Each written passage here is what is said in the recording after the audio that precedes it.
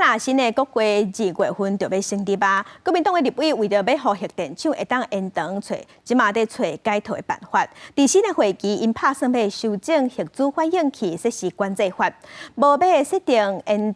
后退休的申请期限。今仔新北市长侯友宜是表示，能源转型是国际趋势，要确保核安，嘛要互咱全台湾用电是无问题。另外，国民党嘛有呼吁在野党爱合作，民众党的立委黄国昌是表示，和任何的政党都有合作的机会。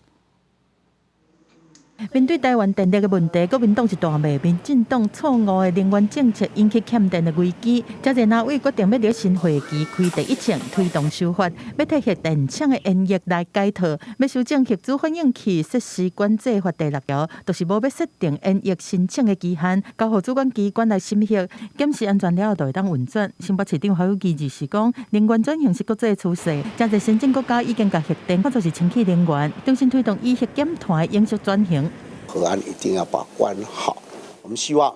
大家都有共识，我们都希望能够在核安安全为底下，不断的逐步的推动，让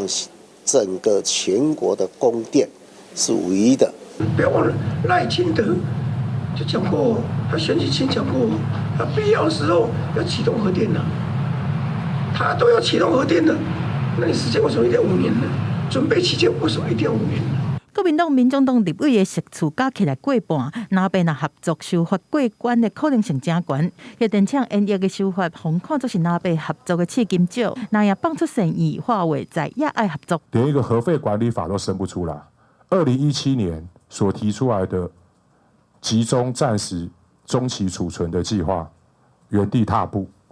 这不是一个负责任的执政者所应该展现出来的态度。黄国昌强调，和任何政党都有合作的机会，嘛要求民进党正视核废料的问题。民进党王定宇是批评讲，国民党用政治手段解决科学问题，引起灾难。那接下来临时之后有永久的处置场，请问国民党，你们哪一个执政县市要当作高阶核废料的永久处置场？美国是可以放在偏远荒芜的沙漠里面的飞弹井里面，台湾要放在哪里？王定宇质疑讲，中国甲核废料要放倒位？还有以接掌的新北市政府敢爱核准大石暂时收控设施的建造死角。另外，台湾常常跳电停电，王定宇讲这是因为输配电网伤久，批评国民党破病黑白找医生根本就无真正解决问题。记者综合报道。